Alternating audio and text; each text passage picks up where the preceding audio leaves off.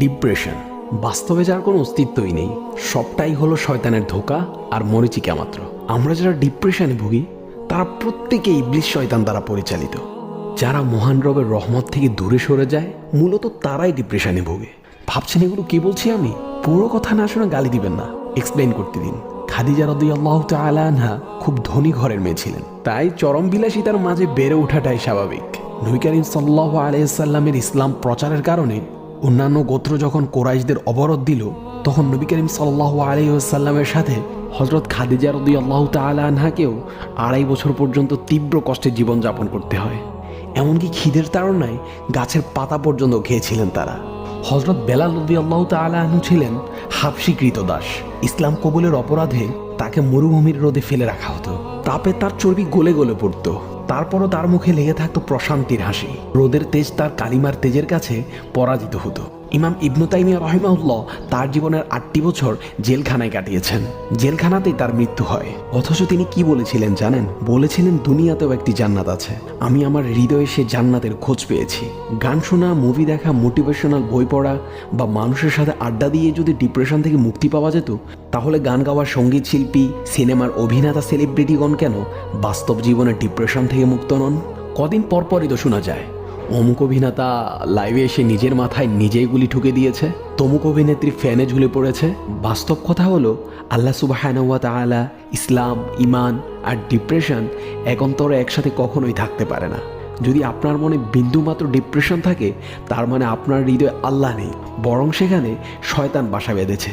যারা ডিপ্রেশনে পড়ে আত্মহত্যা করে এরা হয় অজ্ঞেয়বাদী, না হয় অবিশ্বাসী। কোনো মুসলিম যদি ডিপ্রেশনের শিকার হন, তাহলে আপনার ঈমান নিয়ে ভেবে দেখার সময় এসেছে। এবার অনেকেই তেড়ে এসে বলবেন, আমার পরিস্থিতি আপনি কি বুঝবেন? আমার family problem, money problem, partner problem. আরে ভাই থামেন তো, কোন পরিস্থিতির গল্প শুনান আপনি?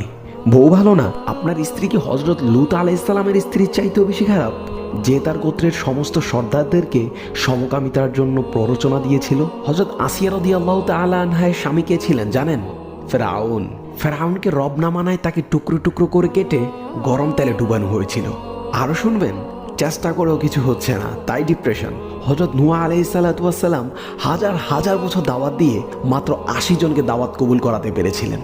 আপনজন কষ্ট দিয়েছে, অপবাদ দিয়েছে। হযরত ইউসুফ আলাইহিস সালামকে তার আপন ভাইরা কূপে ফেলে দিয়ে চলে গিয়েছিল। জুলেখার সাথে বেবিচার না করায় উল্টো অপবাদ দিয়ে 7 বছর জেল দেয়া হলো। এরপরও আপনি আমাকে কোন পরিস্থিতির গল্প শোনাবেন? গান বাজনা, মুভি কিংবা বই কিছুই আপনাকে ডিপ্রেশন থেকে মুক্তি দিতে পারবে না। ডিপ্রেশনের একমাত্র চিকিৎসা হলো আল্লাহর দিকে ফিরে আসা। আপনার শয়তান যখন আপনাকে বলছে তোর অনেক কষ্ট, তোর চেয়ে বেশি কষ্টে কেউ নেই, তখন আল্লাহ বলেন, আউযু বিল্লাহি মিনাশ শাইতানির রাজীম, ইন্না মাআল উসরি ইউসরা ফাইন্না মাআল উসরি ইউসরা। কষ্টের সঙ্গেই স্বস্তি আছে, অবশ্যই কষ্টের সঙ্গে স্বস্তি আছে। সূরা আল নাসর আয়াত নাম্বার 5 ও 6। তাহলে সমাধান কি? আসুন কোরআন থেকে জানি। আউযু বিল্লাহি মিনাশ শাইতানির রাজীম, আলা বিযিকরিল্লাহি তাতমাইন্নুল কুলুব। জেনে রেখো, আল্লাহর স্মরণের মাধ্যমেই অন্তরের সত্যিকারের প্রশান্তি লাভ করা যায়।